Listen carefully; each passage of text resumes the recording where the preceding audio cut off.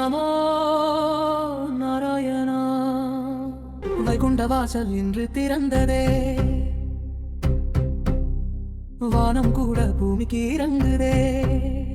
கமலவள்ளி தாயார் கருணையா, கண்ணீர் எல்லாம் முத்தாக மாறுதே. தங்க தோரணம் தொங்குதே, தெய்வ தீபங்கள் ஜொலிக்குதே.